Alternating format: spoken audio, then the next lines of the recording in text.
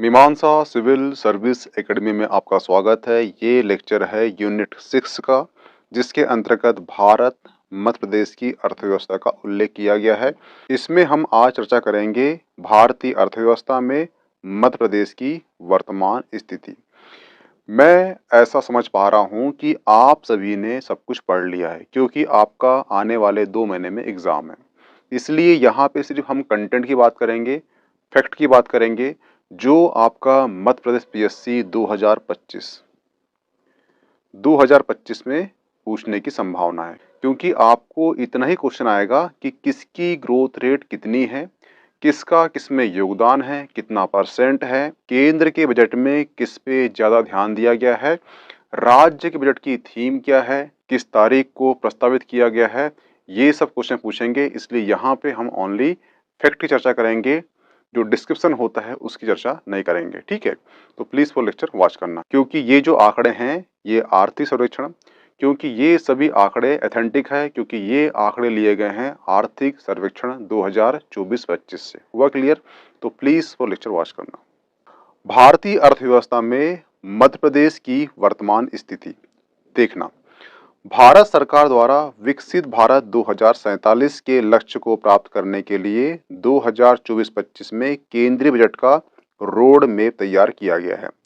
कहने का मतलब ये है कि 2047 तक भारत को विकसित देश बनाना है, और इसके लिए अभी से ही क्या हुआ है, रोड मैप तैयार करना शुरू किया गया है 2024-25 में। यहाँ से ये क्वेश्चन उठता है कि 2024-25 का जो केंद्रीय बजट है उसकी थीम क्या है।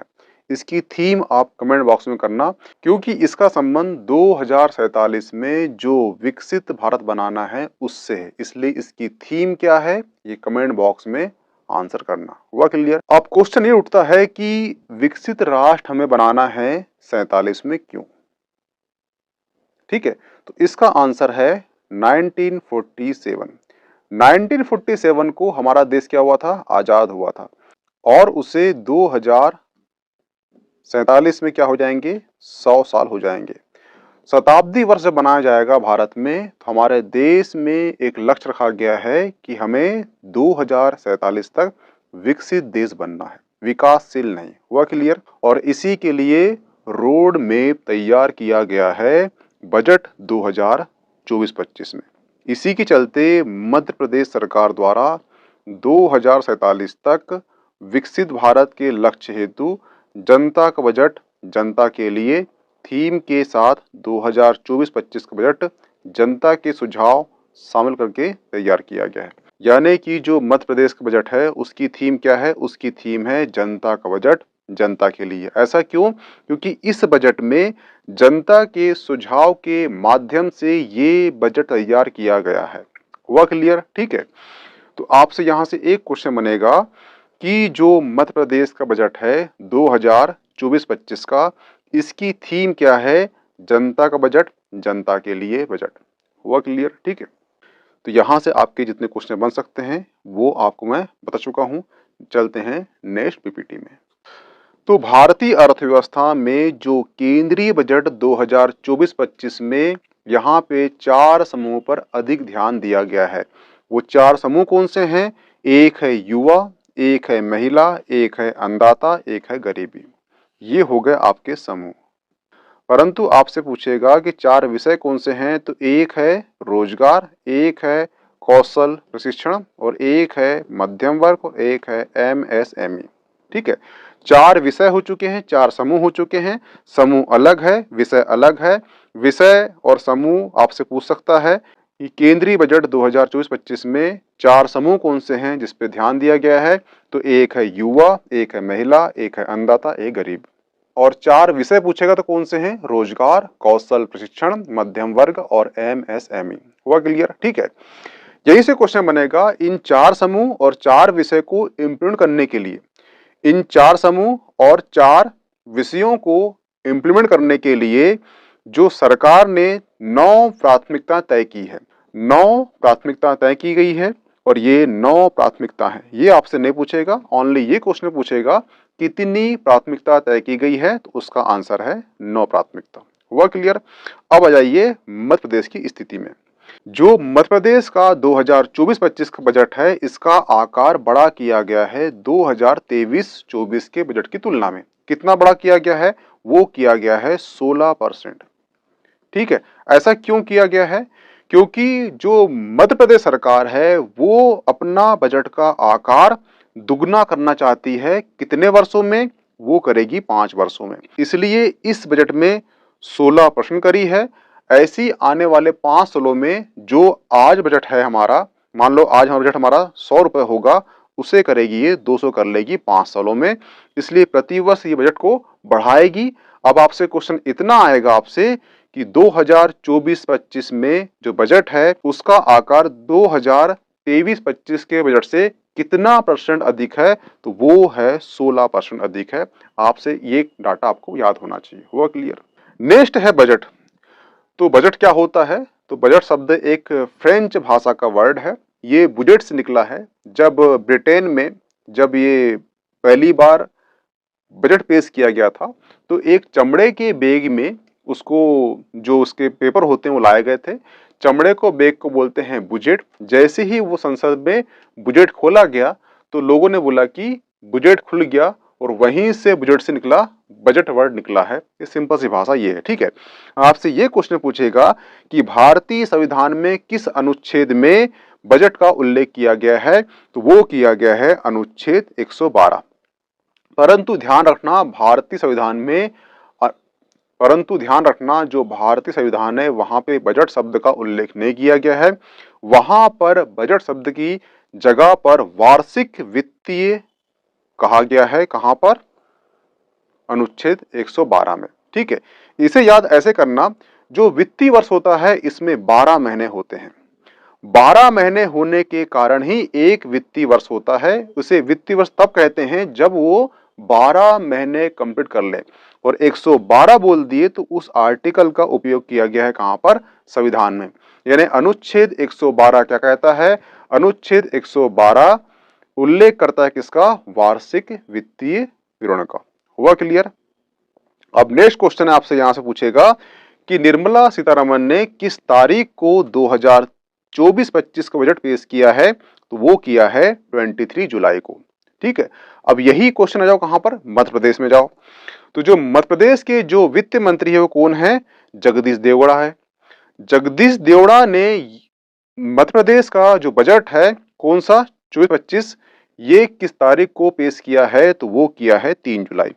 अगर एमपी आता है तो 3 जुलाई, अगर केंद्र आता है तो वो आ जाएगा 23 जुलाई। हुआ क्लियर? सबसे महत्वपूर्ण बात यह है कि निर्मला सीतारमण ने तो 24-25 का बजट पेश किया है, ये 7वीं बार पेश किया है लगातार। हुआ क्लियर? और जहां तक ऐसा करने वाली पहली महिला वित्त मंत्री होगी। ये महिला बोला हूं, ठीक है मैंने, ये ध्यान रखना। तो ये कंटेंट आपके काम का है। ये सारे डाटे आपको याद होना चाहिए क्योंकि यहीं से क्वेश्चन उठ के आएंगे। नेक्स्ट है, जो केंद्रीय बजट है 2024 में भारत की विकास दर क्या रही है? तो वो रही है 8.2% रही है। ये आंकड़ा आपके लिए वेरी वेरी एमपी हो जाता है। जो मध्य प्रदेश है वहां पर 2024 की जो स्थिर कीमत पर विकास दर क्या रही है? तो वो रही है 6.1% रही है। ये भी आंकड़ा आपके लिए काफी एमपी हो जाता है। अब यहाँ पे कुछ ये आंकड़े दिए गए हैं, जैसे कि भारत की जीडीपी का आकार अभी कितना है? तो वो है 3.93 ट्रिलियन डॉलर। हुआ क्लियर? और 1980 की बात की जाए तो जो भारत की जीडीपी में है इसमें कितना ग्रोथ हो चुका है? तो वो हो चुका है 21 गुना ग्रोथ हो चुका है। तो ये आंकड़ा आपके लिए आईएमपी हो जाता है। आपसे क्वेश्चन ये आया कि 1980 के तुलना में 2023-24 या 2024-25 में जो जीडीपी का आकार है ये इसमें कितनी गुना वृद्धि हुई है? तो ये गुना कितनी हो चुकी है? 21 गुना वृद्धि हो चुकी है। इसे आप वेरी वेरी एमपी लगा लेना। ठीक है, सबसे बड़ी बात यह है कि जो भारत है ये विश्व की 5वीं सबसे बड़ी अर्थव्यवस्था बन चुका है। अब आपसे क्वेश्चन पूछेगा, ये तो सबको पता है कौन सी अर्थव्यवस्था है? विश्व की सबसे बड़ी 5वीं अर्थव्यवस्था है, ये तो पता हो गया आपको। आपसे क्वेश्चन ये पूछेगा कि ये जो प्रकाशित आंकड़े किए गए हैं, ये किसके अनुसार किए गए हैं? तो ये किए गए हैं IMF के द्वारा। ठीक है। आपसे क्वेश्चन ये आया कि भारत को विश्व की 5वीं अर्थव्यवस्था कहा है, ये किस संस्था के द्वारा कहा गया है? वर्ल्ड बैंक, IMF, एशियाई बैंक या इनमें से कोई नहीं। तो उसका आंसर क्या होगा? IMF। अब आप इसका आंसर कमेंट बॉक्स में आंसर करना कि IMF और वर्ल्ड बैंक की स्थापना कहाँ हुई है, एक, और दूसरा इन दोनों का जो हेडक्वार्टर है वो कहाँ पर है। हुआ क्लियर? वित्तीय वर्ष 2023-24 के लिए मध्य प्रदेश के लिए प्रचलित भाव पर जो मध्य प्रदेश का सकल राज्य घरेलू उत्पाद जिसे GSDP कहा गया है, वो कितना है? वो 13,63,327 करोड़ रुपए था। ठीक है। परंतु स्थिर मूल्य पूछेगा तो कितना है? इसका कर दो आधा, तो वो हो जाएगा 13,60,363। तो ये दोनों आंकड़े आपको याद होना चाहिए। अब यहीं पर क्या बोला गया है कि मध्य प्रदेश का सकल राज्य घरेलू उत्पाद यानी कि GSDP जो है 2023-24 में कितना था? वो 13,63 था। अब वो कितना बढ़ गया है? वो बढ़ गया है 15,22 जीरो बढ़ गया है। तो आपसे क्वेश्चन यहाँ पे कर रहा है कि मध्य प्रदेश में 2023-24 में जो मध्य प्रदेश का सकल राज्य घरेलू उत्पाद था, ये कितना था? तो ये था 13,63,327 करोड़ था। हुआ क्लियर? इसे 2024-25 में कितने करोड़ रुपए बढ़ा दिया गया है, अनुमानित किया गया है? तो वो किया गया है कितना? 15,22 जीरो।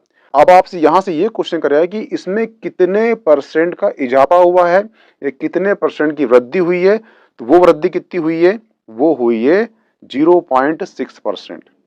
हुआ क्लियर? अब ये जो पीपीटी दिख रही है आपको, ये पीपीटी, दोनों पीपीटी आपके लिए काफी महत्वपूर्ण है, क्योंकि ये डाटा यहाँ से क्वेश्चन करेगा कि जो भारतीय केंद्रीय बजट है उसमें प्राथमिक क्षेत्र का क्या योगदान है, द्वितीय क्या योगदान है और तृतीय का क्या योगदान है।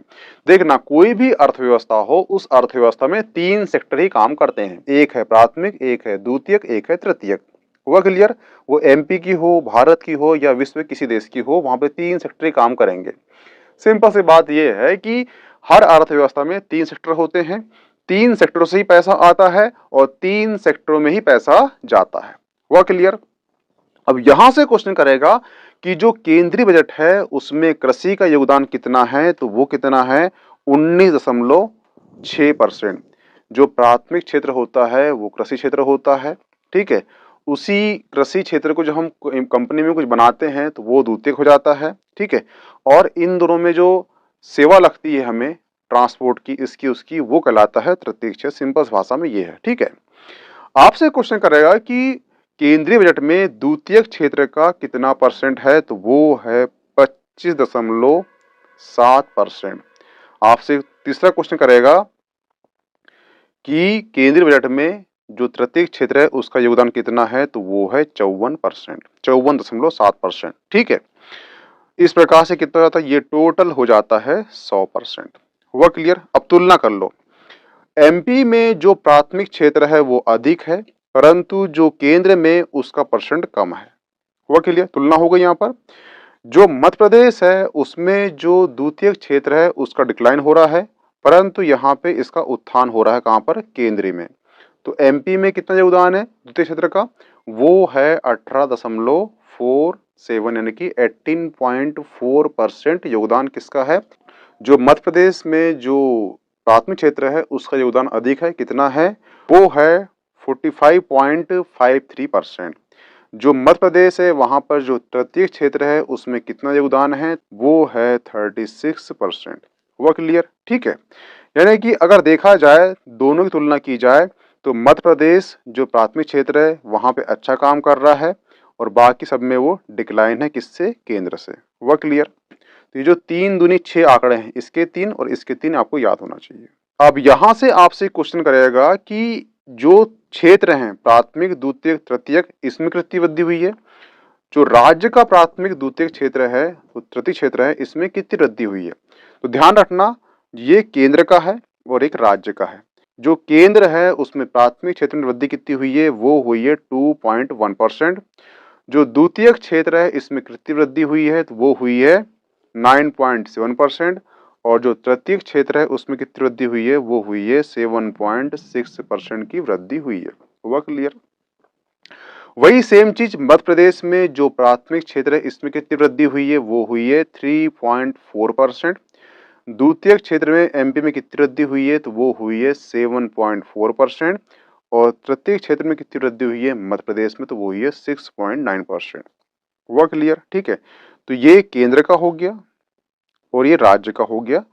6 आंकड़े हैं, याद होना चाहिए। ये दोनों इमेज को एग्जाम के जस्ट सुबह सुबह उठकर ये देख लेना, ताकि आपको डाटा आपको एग्जाम तक याद रहे, क्योंकि ये सब भूल जाओगे आप, अभी पढ़ोगे आप तो। ठीक है, आप एक आंकड़े का बनाना फर्रा, ठीक है, ताकि जैसे एग्जाम होती है उसके 2-3 घंटे पहले आप देख लो उसको, ताकि एग्जाम में क्वेश्चन वहीं से आते हैं तो आपको वो आंकड़े याद रहें और वहां क्वेश्चन आपको डील कर सको। हुआ क्लियर? अब चलते हैं नेक्स्ट पीटी में। वही 2024 में वर्ष में हमारी वृद्धि कितनी रही है, तो ये रही है 8.2% रही है, बता चुका हूं आपको मैंने। और ये आंकड़ा काफी इंपॉर्टेंट है। 2023-24 में जो बजट है उसमें भारत की विकास दर कितनी अनुमानित किया गया है, तो वो किया गया है 6.5% से 7%। ये क्या है, अनुमानित किया गया है। तो ये आपके लिए आईएमपी हो जाता है। किस संस्था के द्वारा भारत को विश्व की 5वीं सबसे बड़ी अर्थव्यवस्था बताया गया है, तो वो है आईएमएफ। और आईएमएफ की स्थापना कब हुई है, वर्ल्ड बैंक की स्थापना कब हुई है, और इन दोनों का हेडक्वार्टर कहां पर है, ये कमेंट बॉक्स में आंसर करना। एमपी में जो 2003 से 2004 और 2023 से 2024 में प्रति व्यक्ति आय में कितना गुना की वृद्धि हुई है, यानी ये बोल रहा है कि 2023 में प्रति व्यक्ति आय कितनी थी और अभी कितनी है, और इन दोनों में कितने गुना की वृद्धि हुई है, तो ये हुई है 11 गुना की वृद्धि हुई है। कहां पर? एमपी में, ये ध्यान रखना। नीति आयोग के अनुसार 2013-14 में और 2022-23 में एमपी में कितने लोग गरीबी से बाहर आ गए हैं, और ये रिपोर्ट जो है नीति आयोग की है। ठीक है, तो ये लोग हैं 2,30,00,000 लोग जो हैं गरीबी रेखा से बाहर आ चुके हैं। ये नीति आयोग के अनुसार बोल रहा है 2013-14 से 2023-24 में 10 सालों में। हुआ क्लियर? ठीक है, ये जो डाटा है ये भी आपको याद होना चाहिए। जो आर्थिक सर्वेक्षण आया था उसमें बताया गया था कुछ पद बनेंगे। आपको यहाँ से इतने क्वेश्चन आएगा कि कौन सा पथ कितना लंबा है। जो अटल पथ है वो 399 किलोमीटर है। नर्मदा जो पथ है ये 900 किलोमीटर है। विंध्य एक्सप्रेस जो पथ है ये 676 किलोमीटर है। जो मालवा निर्माण विकास पथ है ये 450 किलोमीटर है। जो बुंदेलखंड विकास पथ है ये 330 किलोमीटर है। जो मध्य भारत विकास पथ है ये 746 किलोमीटर है। हुआ क्लियर? ये आपको पूरे याद होना चाहिए। हर घर से नल से जल योजना कब आरंभ की गई थी, तो ये अगस्त 2019 में आरंभ की गई थी। अब यहाँ से कमेंट बॉक्स करना कि ये जो योजना आरंभ किस जिले से की गई थी। हर घर से नल से जल से हर ग्रामीण घरों में कब तक नल से जल पहुंचाया जाएगा, इसका जो लक्ष्य कब तक रखा गया है वो रखा गया है 2024 तक। 100 मेगावाट क्षमता का फ्लोटिंग सौर पार्क एमपी में कहाँ स्थापित किया गया है, तो ये ओमकारेश्वर में स्थापित किया गया है। और ओमकारेश्वर में ही एक मूर्ति की स्थापना की गई है। वो मूर्ति किसकी है, और उसकी हाइट 108 फीट है। और जिस महान व्यक्ति की मूर्ति स्थापित की गई है उन्हें दर्शन दिए थे अद्वैतवाद। अद्वैतवाद जो है का मतलब होता है इस दुनिया में कोई भी दो नहीं है, सब कुछ एक है। वो एक क्या है, वो ब्रह्म है, और ब्रह्म के ही हम अंश है। अब ये वाक्य किसका था? ठीक है, और 108 की मूर्ति किसकी बनी है, और कितने वर्ष की बाल्य अवस्था को दर्शाया गया है उस मूर्ति में, ये आप कमेंट बॉक्स में इसका आंसर करना। 3 शासकीय चिकित्सा महाविद्यालय बनाए जाएंगे मध्य प्रदेश में। एक है मंदसौर में, एक है नीमच में, एक है सिवनी में। क्वेश्चन करेगा कि 5 आयुर्वेदिक चिकित्सालय आरंभ किए जाएंगे कौन कौन से जिले में? बालाघाट, शहडोल, सागर, नर्मदापुरम, मुरैना। मध्य प्रदेश की सबसे बड़ी डायरेक्ट बेनिफिट ट्रांसफर डीबीटी वाली योजना कौन सी है, तो वो है लाडली बहना योजना, और इन्हीं ने वर्तमान में चुनाव जिताई थी। 3 नवीन शासकीय विश्वविद्यालय बनाए जा रहे हैं। देखना, जो जनजाति वर्ग के जो महान व्यक्ति हुए हैं उनके गौरव को पुनः स्थापित करने के लिए जो सरकार है ये प्रयासरत है। इसलिए टांटिया मामा भील विश्वविद्यालय ये स्थापित किया जाएगा कहाँ पर? खरगोन में। ठीक है, तात्या टोपे विश्वविद्यालय कहाँ में आएगा, ये बना जाएगा गुना में। रानी अवंतीबाई लोधी विश्वविद्यालय कहाँ में जाएगा, ये बना जाएगा सागर में। 3 ग्रीन स्किलिंग IIT बनाए जाएंगे, एक है देवास, छिंदवाड़ा, धार। पेशा अधिनियम मध्य प्रदेश में कब लागू हुआ था, तो ये हुआ था 15 नवंबर 2022 को शहडोल से। अब ये 15 नवंबर क्यों है, क्योंकि 15 नवंबर जो है बिरसा मुंडा जी की जयंती आती है। इसी दिन पेशा अधिनियम लागू किया गया था, कहां पर, मध्य प्रदेश में। वही जो वर्तमान सरकार है, ये जो जनजाति वर्ग है, इनके जो गौरव है, इनकी जो महानता को पुनः स्थापित करने के लिए प्रयासरत है। इसलिए बादल हुई स्वतंत्रता संग्राम सेनानी कहाँ बनाया जा रहा है, ये छिंदवाड़ा में। श्री शंकर शाह कुंवर रघुनाथ शाह संग्रहालय कहाँ बनाया जाएगा, ये जबलपुर में। तो ये एक बार MPSC में पूछ चुका है, अब इसके आपके चांसेस है कि पूछ सकता है कि श्री शंकर शाह कुंवर रघुनाथ शाह संग्रहालय कहाँ स्थापित किया जाएगा, तो ये किया जाएगा जबलपुर में। उज्जैन में सिंहस्थ मेला आयोजित होगा, ये कब होगा, ये होगा 2028 को। हुआ क्लियर। किस दिनांक को 3 नए कानून प्रस्तावित हुए थे और वो तारीख कौन सी है, वो है 1 जुलाई 2024। भारतीय न्याय संहिता 2023, भारतीय नागरिक सुरक्षा संहिता 2023, भारतीय साक्ष्य अधिनियम 2023। ये प्रस्तावित कब हुए थे, ये हुए थे 1 जुलाई 2024 को। इसलिए ये डेट कॉपी याद रखना। जो केंद्रीय बजट है उसमें 4 समूह पर अधिक ध्यान दिया गया है। वो 4 समूह कौन से हैं, वो है युवा, महिला, अन्नदाता, गरीबी। जो केंद्रीय बजट है उसमें 4 विषय पर अधिक ध्यान दिया गया है। 4 विषय कौन से हैं, रोजगार, कौशल प्रशिक्षण, MSME, मध्यम वर्ग। ये लेक्चर ऊर्जा रैंकिंग का है, क्योंकि हर मध्य प्रदेश PSC में एक क्वेश्चन पूछता है ऊर्जा रैंकिंग से। ठीक है, तो ध्यान रखना कि ऊर्जा संसाधन है हमारे सिलेबस में, और जो ऊर्जा संसाधन होता है इसके अंतर्गत 2 संसाधन होते हैं, एक है नवीनीकरण ऊर्जा और एक है गैर नवीनीकरणीय ऊर्जा। ठीक है, जो नवीनीकरण ऊर्जा होती है इसके अंतर्गत आती है पवन ऊर्जा, सोलर ऊर्जा और हाइड्रो ऊर्जा यानी कि जल ऊर्जा, ये जल पावर। ठीक है, जो गैर नवीनीकरण ऊर्जा है उसके अंदर पेट्रोल, गैस, कोयला इत्यादि ऊर्जा आती है। ठीक है, जो नवीनीकरण ऊर्जा है वो ऊर्जा कहलाती है जिसे हम दोबारा से प्राप्त कर सकते हैं, और जो गैर नवीनीकरण ऊर्जा है उसे वो ऊर्जा कहलाती है जिसे हम दोबारा प्राप्त करने में हमें बहुत समय लगता है, कई करोड़ों साल लगता है, क्योंकि पेट्रोल कोयला बनने में कई लाखों साल लगते हैं। हुआ क्लियर। दूसरा है जो नवीनीकरण ऊर्जा है उसका प्रभाव इन्वायरमेंट में नहीं पड़ता, परंतु वहीं पे जो गैर नवीनीकरण ऊर्जा है उसका प्रभाव इन्वायरमेंट में पड़ता है, ये ध्यान रखना। ठीक है, तो आज हम जिसकी बात करेंगे वो करेंगे ऊर्जा रैंकिंग की। उसमें भी हम बात करेंगे किसकी, नवीनीकरण ऊर्जा रैंकिंग की, कि पवन ऊर्जा में प्रथम स्टेट कौन सा है, सोलर में कौन सा है, हाइड्रो में कौन सा है, और इनका योगदान कितना % है। दूसरी चीज कि ऑल ओवर जो नवीनीकरण ऊर्जा में कौन सा स्टेट प्रथम है, सेकंड है, थर्ड है। हुआ क्लियर। तो पूरा डाटा आपका नवंबर 2024 तक का अपडेट है, वेबसाइट से उठाया गया है PIB की, तो डेटा जो है ऑथेंटिक है, तो प्लीज़ वो लेक्चर वॉच करना। देखिए, जो नवंबर 2024 तक का डेटा ये अपडेट है, और जो डेटा उठाया गया है ये PIB से उठाया गया है, ये PIB की इमेज है। ठीक है, तो जो डेटा है वो ऑथेंटिक है। ठीक है, इसलिए ये डेटा आपको 2024 से लेकर 2025 तक की जो भी एग्ज़ाम होगी उसके लिए अपडेट रहेगा। तो प्लीज़ इस डेटा को लिख लेना और याद भी कर लेना, ताकि कोई भी क्वेश्चन आता है, कोई भी PSC हो या फिर कोई भी राज्य की वनडे एग्ज़ाम हो, वहाँ पर क्वेश्चन आता है तो आपको आसानी से बन जाए। ठीक है, जो नवीनीकरण ऊर्जा है उसमें ऑल ओवर पूरे भारत देश में प्रथम राज्य कौन सा है, तो वो है राजस्थान, उसकी रैंक 1 है।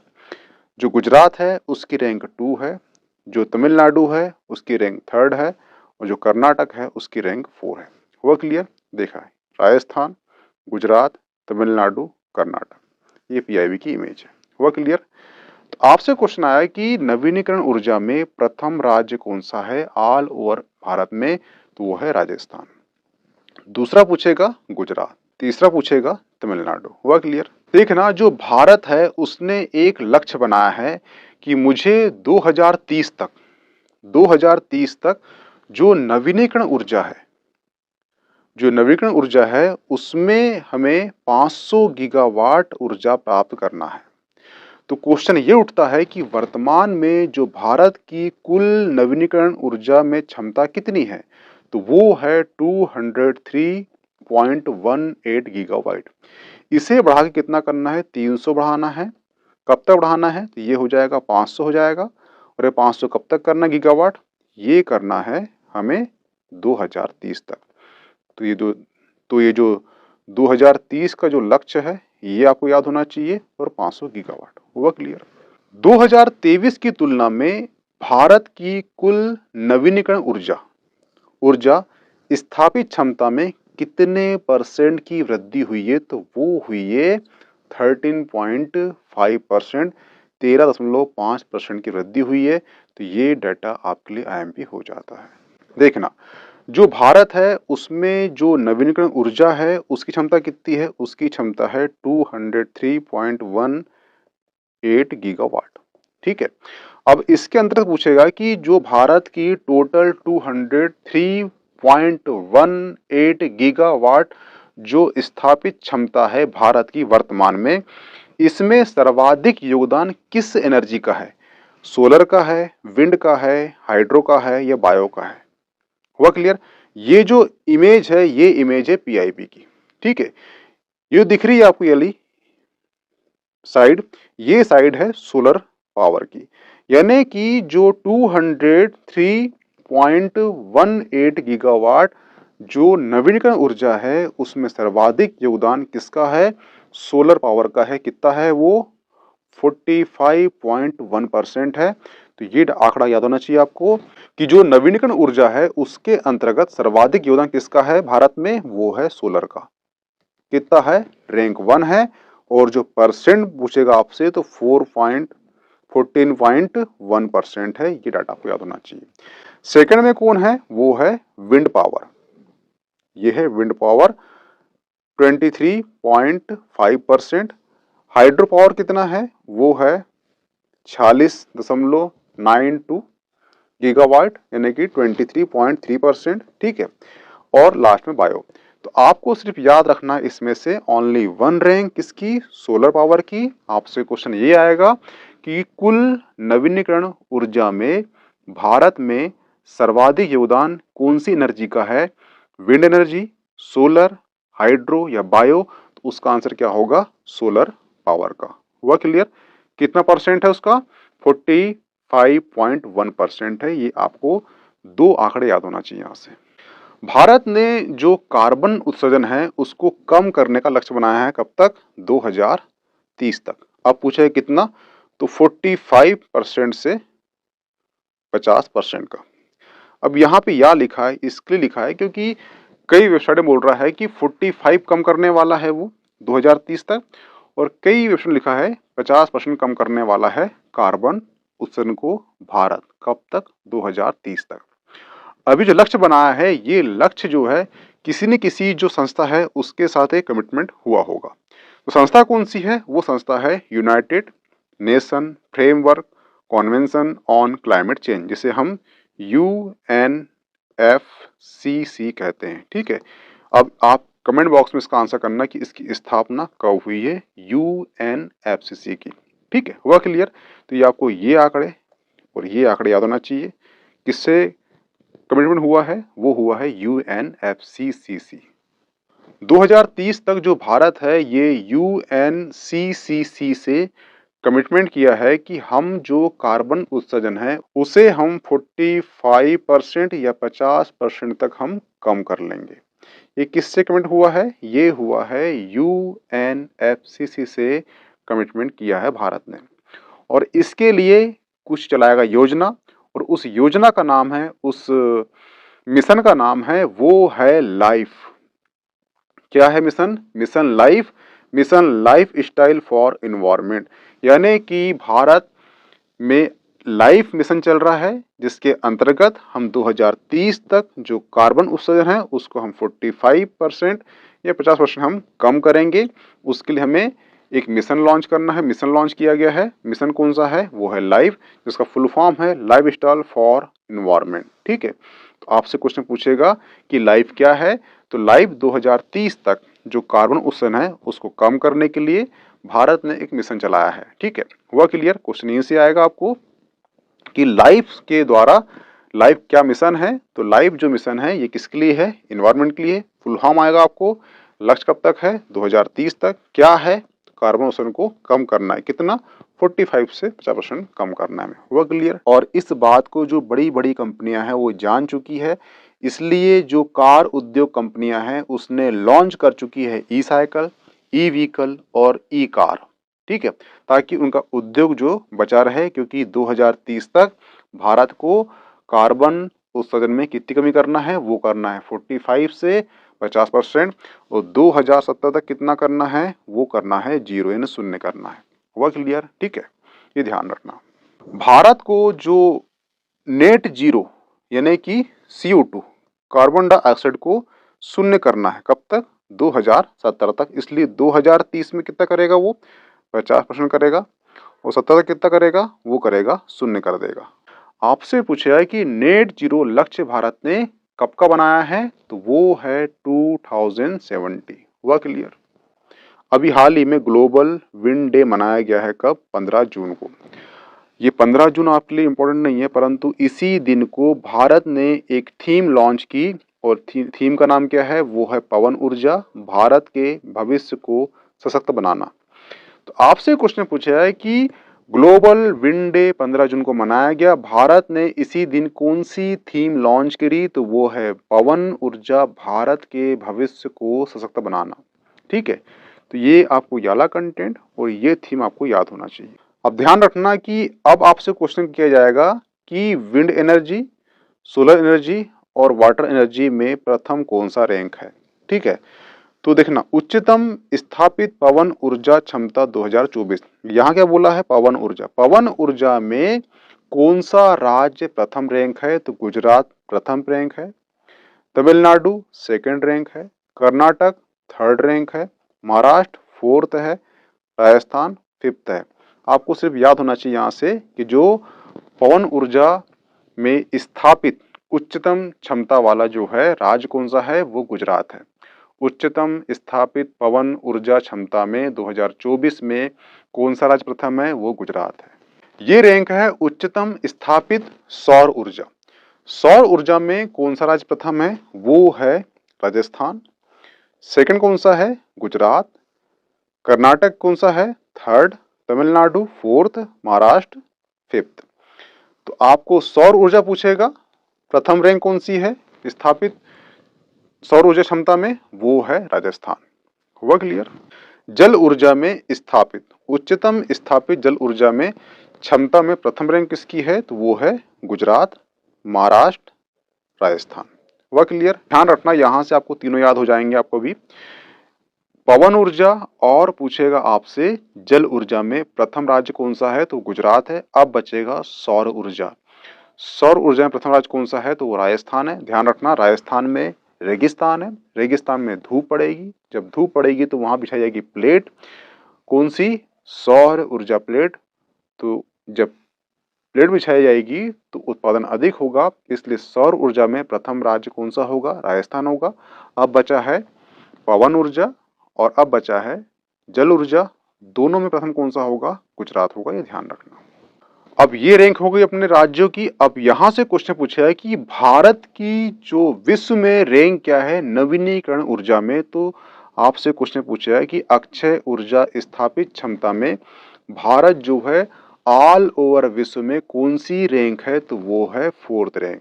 हुआ क्लियर? और आपसे पूछेगा सिंगल में पवन ऊर्जा में कौन सी रैंक है भारत की पूरे ऑल ओवर वर्ल्ड में? वो है फोर्थ। तो दोनों में फोर्थ, अक्षय और पवन दोनों में फोर्थ है। आपसे पूछेगा सौर ऊर्जा में पूछेगा तो वो है फिफ्थ रैंक। ये ध्यान रखना। ये लेक्चर है लेटेस्ट रेट का, यानी कि रेपो रेट वर्तमान में कितना है, रिवर्स रेपो रेट कितना है, SLR कितना है, MSF कितना है, बैंक रेट क्या है। वर्ल्ड बैंक और IMF ने भारत की जो GDP है उसमें कितनी वृद्धि हो सकती है, कितनी परसेंट वृद्धि हो सकती है, ये सब जो लेटेस्ट परसेंट है इसमें इंक्लूड किया गया है। और हर राज्य की PSC में एक क्वेश्चन यहाँ से आता है। तो अभी आपका 2025 का मध्य प्रदेश PSC का पेपर प्री का है। तो वहाँ पर ये रेट आने की संभावना है, क्योंकि जहाँ तक पिछली बार जो पीएससी हुआ था 2024 का, वहाँ पर ये क्वेश्चन नहीं किया गया था। तो पॉसिबिलिटी ये है कि 2025 में यहाँ से क्वेश्चन आने की संभावना है। इसीलिए जो सभी जो रेट हैं उसको ध्यान से याद कर लेना। इन सभी रेटों के एक शॉर्ट नोट्स तैयार कर लेना। एग्ज़ाम देने के पहले उसे देख लेना, ताकि आपको एग्ज़ाम में आता है तो एग्ज़ाम में जो आंसर क्लिक कर तक आपको वो याद रहे। हुआ क्लियर? तो प्लीज़ वो लेक्चर वॉच करना। रेपो रेट क्या होता है? देखना, अगर आरबीआई से जो वाणिज्य बैंक है, कमर्शियल बैंक है, वो पैसा ले रहा है, वो जिस रेट पे लेता है वो रेट कहलाता है रेपो रेट। आपसे क्वेश्चन आएगा रेपो रेट वर्तमान में कितना है, तो वो है 6.50%। रिवर्स रेपो दर। अब रिवर्स रेपो दर क्या होता है? देखना, ये आरबीआई है और ये है कमर्शियल बैंक, यानी जैसे कि एसबीआई। आरबीआई को कमर्शियल बैंक से पैसा चाहिए, तो जिस रेट पे वो पैसा लेगा कमर्शियल बैंक से आरबीआई, वो जो रेट होगा वो रेट होगा रिवर्स रेपो रेट। हुआ क्लियर? अब आरबीआई ऐसा क्यों करता है? तो आरबीआई को जो लिक्विडिटी है वो कम करना है मार्केट से। क्यों? क्योंकि मार्केट में क्या है? वो पैसा है। जब पैसा है तो पैसे में क्या होगा? वस्तुओं की डिमांड बढ़ेगी। जब वस्तुओं की डिमांड बढ़ेगी तो वस्तु क्या हो जाएगी? महंगी हो जाएगी। जब महंगी हो जाएगी तो क्या होगा? मुद्रास्फीति में वृद्धि हो जाएगी। तो इस पैसे को खींचने के लिए वो आरबीआई जो है रिजर्व रेपो रेट लगाता है बैंक में। बैंक से वो पैसा लेता है। तो ये वाला जो पैसा है मार्केट का पैसा, ये आता है बैंक में, बैंक से पैसा आता है आरबीआई में, और जो पैसा यहाँ पर जो महंगाई बढ़ा रहा था वो महंगाई नियंत्रित हो जाती है। ध्यान रखना, तरलता को कम करने के लिए आरबीआई रिवर्स रेपो रेट और रेपो रेट का यूज़ करता है। हुआ क्लियर? और ये कितना है वर्तमान में? ये है 3.35%। आपको ओनली इतना क्वेश्चन आएगा, वर्तमान में रिवर्स रेपो दर क्या है? 3.35%। हुआ क्लियर? स्थायी जमा सुविधा क्या होता है? स्टैंडिंग डिपॉजिट फैसिलिटी, जिसे हम एसडीएफ कहते हैं। ठीक है, तो आपसे क्वेश्चन आया कि स्थायी जमा सुविधा या फिर एसडीएफ फैसिलिटी का रेट कितना है वर्तमान में, तो वो है 6.25%। नगद आरक्षित अनुपात, केस रिजर्व रेशो, वर्तमान में कितना है, तो वो है 4.50%। अगर आपसे पूछता है कि वैधानिक तरलता अनुपात, जिसे हम एसएलआर कितना है वर्तमान में, तो वो है 18.0%। बैंक दर वह दर होता है जिसमें वाणिज्य बैंक आरबीआई से पैसा लेता है। जिस दर पे लेगा उसे बैंक दर कहते हैं। वर्तमान में कितना है, तो ये है 6.75%। सीमांत स्थायी सुविधा, मार्जिनल स्टैंडिंग फैसिलिटी, इसे की एमएसएफ कहते हैं। ठीक है, ये कितना है वर्तमान में, तो ये है 6.75%। एमएसएफ और आपका बैंक दर दोनों सेम है, 6.75%। नेक्स्ट है उपभोक्ता मूल्य मुद्रास्फीति, सीपीआई, कंज्यूमर प्राइस जो रेशो है, ये वर्तमान में कितना रखा गया है आरबीआई द्वारा? ये रखा गया है 4.5%। ध्यान रखना, ये ऑल ओवर 1 ईयर का है। अगर आपसे कभी डीप पूछ ले कि पहली तिमाही में कितना था, सेकंड तिमाही में कितना था, थर्ड तिमाही में कितना था, फोर्थ तिमाही में कितना था, देखना, जो मौद्रिक नीति होती है ये हर 3 महीने निकलती है और इसके अंतर्गत कितनी महंगाई दर हो सकती है वो डिसाइड किया जाता है। ठीक है, तो 12 महीने होते हैं, 3 होंगे तो 4 निकलेगी, 4 तिया 12 महीने होंगे, ये 1 2 3 4। जो पहला क्वार्टर होगा उसमें महंगाई दर 4.3% रखी गई है। दूसरे क्वार्टर में 4.1% रखी गई है। तीसरा क्वार्टर में 4.8% रखी गई है और जो फोर्थ क्वार्टर है उसमें 4.2% रखी गई है। इसका निकालते हैं एवरेज, तो साल भर की जो मुद्रास्फीति है, ठीक है, सीपीआई, ये निकल जाता है और वो कितना वर्तमान में 4.5%। आपको याद हो ठीक है, नहीं तो ये तो याद कर लेना, तो यही से क्वेश्चन आएगा सीपीआई वर्तमान में कितना है, 4.5%। जो आरबीआई ने 2024-25 में भारत की जीडीपी वृद्धि दर कितनी रखी है? तो वो रखी है 7.2%। ये आप IMP लगा के रख लेना। एक है वर्ल्ड बैंक और एक है IMF। ये दोनों ही 2024-25 के लिए भारत की GDP के लिए एक अनुमान लगाते हैं कि इतनी वृद्धि दर हो सकती है भारत में इस साल। ठीक है, तो 2024-25 के लिए जो बैंक वर्ल्ड बैंक है और एक है IMF, दोनों ने जो वृद्धि दर निकाली है वो एक ही है, वो है 7%। हुआ क्लियर? यानी कि अगर RBI का पूछेगा आपसे तो वो है 7.2%, परंतु आपसे वर्ल्ड बैंक पूछे या आपको IMF पूछे, ये दोनों का पूछेगा, वो कितना है? 7%। यानी कि RBI का सिर्फ 2% अधिक है और इसका जो है सेम है। ये आपको डाटा याद करने में आसानी होगी। आज का जो टॉपिक है वो है खनिज। इस लेक्चर में हम चर्चा करेंगे खनिज रैंकिंग की। कौन सा राज्य उत्पादन और भंडार में प्रथम, द्वितीय, तृतीय है, या फिर MP का उसमें कौन सा स्थान है। ये सभी रैंकिंग की आज इसमें चर्चा करेंगे और ये आपके 2025 में जो आपका प्री है वहाँ पे इस टॉपिक से क्वेश्चन आने की संभावना अधिक है। इसलिए हर एक डाटा को आप याद कर लेना। ठीक है, जो डाटा आपके लिए महत्वपूर्ण है उस डाटा को मैंने ग्रीन से या रेड से या अंडरलाइन कर चुका हूँ, तो उन डाटा को आप विशेष का ध्यान रखना। ठीक है, और ये डाटा जो है ऑथेंटिक है क्योंकि ये डाटा निकाला गया है खान मंत्रालय की जो मिनिस्ट्री ऑफ माइंस है उसकी रिपोर्ट से निकाला गया है। और रिपोर्ट कौन सी है? ये रिपोर्ट है, और ये जो रिपोर्ट है ये 2023-24 की रिपोर्ट है। जो 25 की रिपोर्ट है अभी तक उसका डाटा जारी नहीं हुआ है। ठीक है, इसलिए जो लेटेस्ट है, इसलिए यही लेटेस्ट है कौन सी? 2023-24 की। हुआ क्लियर? ठीक है, तो प्लीज वो लेक्चर वॉच करना। पहला है यहाँ पे टॉपिक, अनुमानित खनिज उत्पादन 2023-24 में मूल्य में राज्यों की हिस्सेदारी क्या है। यहाँ बोला है मूल्य, यानी कि मूल्य के अकॉर्डिंग राज्यों की हिस्सेदारी पूरे भारत में जो खनिज उत्पादन हो रहा है उसका हिस्सेदारी क्या है। ठीक है, तो प्रथम जो हिस्सेदारी है वो है उड़ीसा की, इसकी 46% है। हुआ क्लियर? दूसरा है छत्तीसगढ़ 14%, राजस्थान 13%, कर्नाटक 12%, झारखंड 5%, महाराष्ट्र 5%, मध्य प्रदेश इसका स्थान 7वें नंबर पर है। ठीक है, और इसका जो परसेंट है वो 3% है। इस डाटा को आप वेरी IMP लाकर याद कर लीजिए और ध्यान रखना ये जो डाटा है ये क्या है? ये मूल्य के आधार पर है। हुआ क्लियर? अब चलते हैं नेक्स्ट स्लाइड में। कोयला देखना, जो कोयला उत्पादन हो या कोई भी खनिज हो इसकी दो लिस्ट निकलती है। एक कौन सी निकलती है? एक निकलती है भंडार की और एक निकलती है उत्पादन की। आपसे दोनों क्वेश्चन करता है कि उत्पादन में कौन सी रैंक है, भंडार में कौन सी रैंक है। तो ध्यान रखना भंडार और उत्पादन का मतलब क्या होता है। जैसे मान लो मध्य प्रदेश राज्य है, मध्य प्रदेश की राज्य में मान लो 100 किलो सोना अंदर है, ये इसका भंडार है 100 किलो।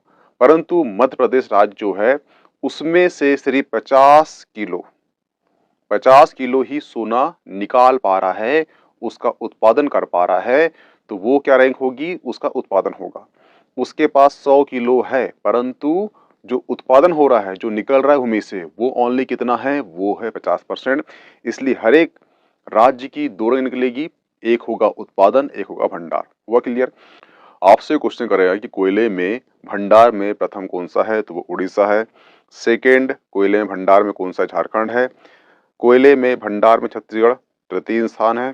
कोयले में भंडार में पश्चिम बंगाल फोर्थ राज्य है और जो पांचवा राज्य है भंडार में वो है मध्य प्रदेश। इस डाटा को आप IMP कर लीजिए।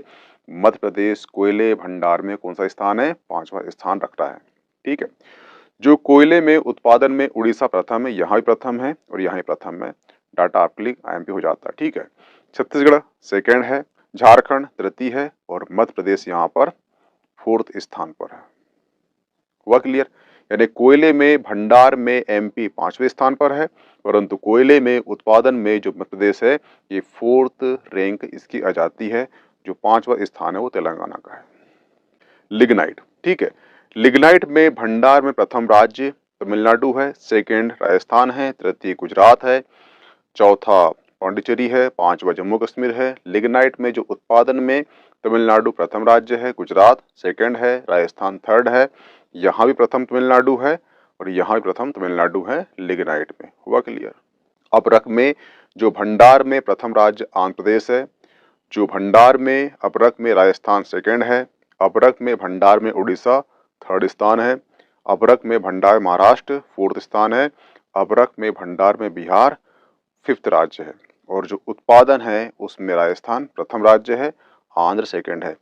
जो लिस्ट यहाँ पे भंडार में 1 2 3 यहाँ पे 2 1 हो जाती है, यानी कि जो भंडार में सेकंड है अपरक में राजस्थान, यहाँ पे उत्पादन में वो उसकी रैंक हो जाती है फर्स्ट, और जो अपरक में आंध्र प्रदेश भंडार में प्रथम है वो हो जाती है सेकंड। हीरा, हीरा भंडार में जो मध्य प्रदेश है उसका प्रथम स्थान है। हीरे में भंडार में सेकंड स्थान आंध्र का है। हीरे में भंडार में सीजी का थर्ड स्थान है। तो जो एमपी का भंडार में प्रथम राज्य है, इसलिए ये आईएमपी हो जाता है। ई डाटा को आप याद कर लेना। और जो उत्पादन में भी एमपी का भी प्रथम राज्य है, ये ध्यान रखना। यानी कि हीरा आएगा, भंडार आए, उत्पादन आए, अपना प्यारा मध्य प्रदेश होगा। हुआ क्लियर। Rank first. मैग्नीज में भंडार में प्रथम राज्य उड़ीसा है। मैग्नीज में भंडार में कर्नाटक द्वितीय स्थान है। मैग्नीज में भंडार में मध्य प्रदेश तृतीय स्थान है, इसलिए ये आपके लिए आंकड़ा आईएमपी हो जाता है। मैग्नीज में कौन सी रैंक है? भंडार में तृतीय स्थान है। हुआ क्लियर। महाराष्ट्र की फोर्थ है, गोवा फिफ्थ है, भंडार में मैग्नीज में। ठीक है। उत्पादन में आ जाइए। जो मैग्नीज में उत्पादन में मध्य प्रदेश जो है ये प्रथम राज्य है। ये आंकड़ा आपके लिए वेरी वेरी इंपॉर्टेंट हो जाता है। मैग्नीज में भंडार में पूछेगा आपसे तो एमपी कौन सा स्थान है? वो तृतीय स्थान है। परंतु वहीं पर मैग्नीज में उत्पादन में एमपी कौन सा स्थान है? वो फर्स्ट रैंक जाती है। महाराष्ट्र द्वितीय है, उड़ीसा तृतीय है, कर्नाटक फोर्थ है, आंध्र फिफ्थ नंबर की है। ग्रेफाइट, ग्रेफाइट में जो भंडार है उसमें प्रथम राज्य अरुणाचल प्रदेश है। ग्रेफाइट में भंडार में जम्मू कश्मीर द्वितीय है। ग्रेफाइट में भंडार में झारखंड तृतीय है। ग्रेफाइट में भंडार में उड़ीसा फोर्थ है। और ये ध्यान रखना, ग्रेफाइट में भंडार में फिफ्थ रैंक किसकी है? वो मध्य प्रदेश की है, इसलिए आंकड़ा आपको याद होना चाहिए। ग्रेफाइट में फिफ्थ नंबर में भंडार में एमपी है, और जो ग्रेफाइट में जो उत्पादन रैंक है जो तमिलनाडु उसकी फर्स्ट रैंक है, उड़ीसा द्वितीय, और जो झारखंड है उसकी तृतीय रैंक है। और जो ग्रेफाइट है उसकी जो फिफ्थ रैंक वाला कौन सा राज्य है? वो है मध्य प्रदेश। लोहा एस्क, लोहा एस्क जो होता है इसमें बहुत से धातु निकलती है, परंतु जो टॉप की धातु होती है वो होती है हेमेटाइट होती है। हेमेटाइट में भंडार में प्रथम राज्य कौन सा है? वो उड़ीसा है। हेमेटाइट में भंडार में सेकंड राज्य झारखंड है। हेमेटाइट में भंडार में छत्तीसगढ़ थर्ड राज्य है, और जो कर्नाटक है हेमेटाइट में वो फोर्थ राज्य है, और जो गोवा है भंडार में हेमेटाइट में वो पांचवा रैंक है। और जो इसका उत्पादन है, उत्पादन इसका किसी भी वेबसाइट में नहीं दिया गया है। यानी कि जो लोहा एस्क है, अगर उसमें पूछता है आपको कौन सा हेमेटाइट, उसका ओनली भंडार का ही लिस्ट मिली है, यानी कि भंडार ही आपसे पूछेगा, उत्पादन आपसे नहीं पूछेगा, इसलिए परेशान मत होना इसे खोज कर। हुआ क्लियर। लोहा एस्क में जो सेकेंड धातु निकलती है टॉप में, वो निकलती है मैग्नेटाइट। मैग्नेटाइट में जो भंडार में कर्नाटक प्रथम है, आंध्र द्वितीय है, राजस्थान तृतीय राज्य है, तमिलनाडु फोर्थ राज्य है, गोवा फिफ्थ राज्य है। इसका भी जो उत्पादन की लिस्ट हमें नहीं प्राप्त हुई है, यानी कि इससे क्या पूछेगा आपसे? ओनली भंडार ही पूछेगा, उत्पादन नहीं पूछेगा आपसे। लोहा एस्क देखना, वो जो हेमेटाइट और लिग्नाइट था, ठीक है, परंतु यहाँ पर लोहा एस्क, ऑल ओवर लोहा एस्क टोटल भारत में कौन सा राज्य प्रथम है द्वितीय है आपसे पूछेगा। आपसे क्वेश्चन ये आएगा कि लोहा एस्क में प्रथम राज्य कौन सा है। उत्पादन में पूछेगा आपसे ओनली, तो उड़ीसा है। उत्पादन में लोहा एस्क में कौन सा राज्य है? सीजी सेकंड है। उत्पादन में लोहा एस्क में कर्नाटक थर्ड राज्य है। उत्पादन में लोहा एस्क में झारखंड फोर्थ राज्य है। और ये डाटा आप आईएमपी कर लो, ठीक है। जो उत्पादन में लोहा एस्क में एमपी जो है उत्पादन में कौन सा? फिफ्थ रैंक है उसकी। हुआ क्लियर। तो ये आंकड़ा आपके लिए वेरी वेरी आईएमपी हो जाता है। कच्चा तेल संपूर्ण भारत में उत्पादन में कहां कहां पर होता है, रैंक कौन सी है? ठीक है।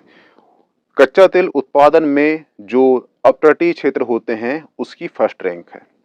इसमें बहुत से जो क्षेत्र होते हैं टैटो के उसको इंक्लूड करके यहाँ पे बोला गया है। परंतु अगर राज्य की बात करेगा तो राज्य होता है सेकंड नंबर पर, वो है राजस्थान उत्पादन में कच्चे तेल में। ठीक है, कच्चे तेल में उत्पादन में गुजरात थर्ड रैंक है, असम की फोर्थ रैंक है और तमिलनाडु की फिफ्थ रैंक है। ये सभी कौन सी उत्पादन में है, कच्चे तेल में, ऑल ओवर भारत में। प्राकृतिक गैस है ऑल ओवर भारत में जो उत्पादन में अब तटीय क्षेत्र जो होगा ये फर्स्ट रैंक की होगी, परंतु यहाँ पर जो सेकंड रैंक है वहां पे वो राजस्थान था, परंतु यहाँ पर असम जो है सेकंड रैंक हो जाती है प्राकृतिक तेल में उत्पादन में।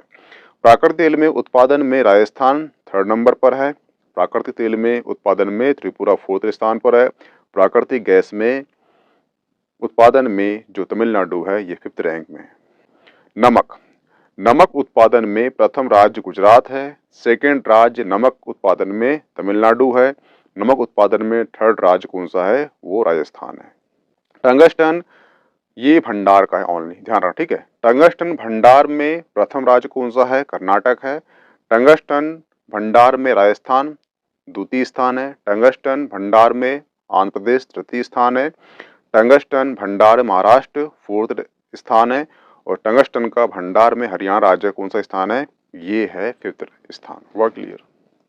बॉक्साइट, बॉक्साइट जो है भंडार में प्रथम राज्य उड़ीसा है और जो बॉक्साइट का भंडार में छत्तीसगढ़ सेकंड रैंक है। बॉक्साइट में भंडार में आंध्र प्रदेश का तृतीय स्थान है और जो बॉक्साइट भंडार में गुजरात का फोर्थ स्थान है। बॉक्साइट का झारखंड में फिफ्थ स्थान है और बॉक्साइट का जो उत्पादन है वहां पर भी प्रथम राज्य किसका है, उड़ीसा का है। यहाँ भी उड़ीसा, यहाँ भी उड़ीसा, यानी कि आपको याद करने में आसानी होगी। बॉक्साइट आया, उत्पादन हो, भंडार हो, उड़ीसा लगाओ। बॉक्साइट का उत्पादन में गुजरात सेकंड रैंक है, बॉक्साइट में उत्पादन में झारखंड तृतीय स्थान है, बॉक्साइट में उत्पादन में छत्तीसगढ़ फोर्थ स्थान है, बॉक्साइट में उत्पादन में महाराष्ट्र फिफ्थ स्थान है। टीन, भंडार में टीन का प्रथम स्थान हरियाणा का है और भंडार में टीन का जो द्वितीय राज्य स्थान है वो सीजी है। वह क्लियर। टीन उत्पादन में ओनली एक ही स्थान है 100%, वो है सीजी।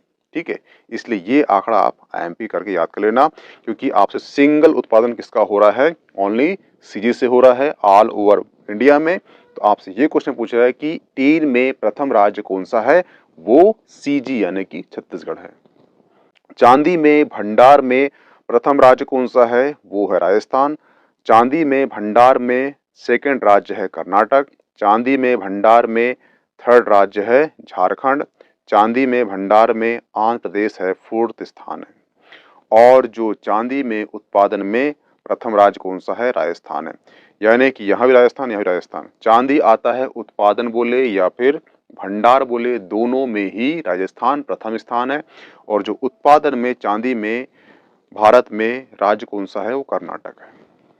निकिल, निकिल भंडार में प्रथम राज्य उड़ीसा का है। निकिल का भंडार में झारखंड द्वितीय स्थान है।